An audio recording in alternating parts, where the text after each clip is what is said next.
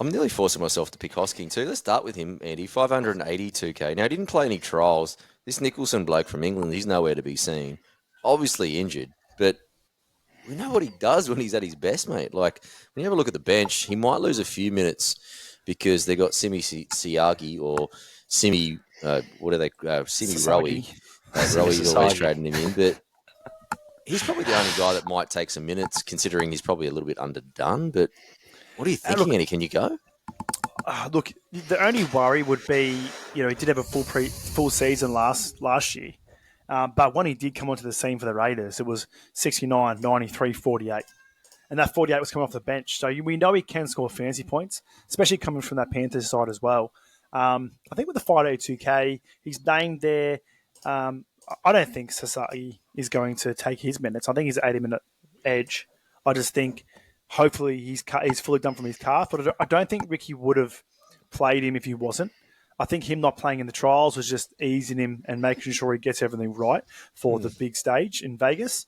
I can see I had Hosking in my team prior, but I think with my gun edges and mids, it's hard to get him in because I've got so much money in my winger fullbacks and my mids.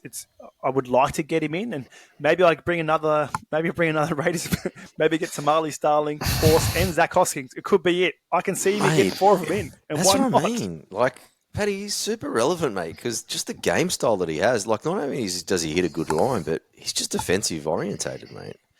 Get him in. I think it's a pretty easy conversation. Like, he should be one of the most picked players in the league. Like, whenever he's had an opportunity to start on the edge, he absolutely tears it up. And TK, your line of the entire preseason is FOMO.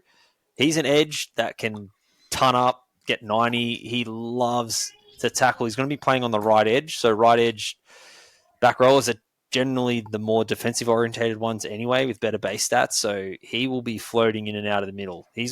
I reckon he'll average 40 tackles a game and You're probably at right. least 100 run meters. And then he loves a tackle break and an offload. Like, I really don't see the drawback.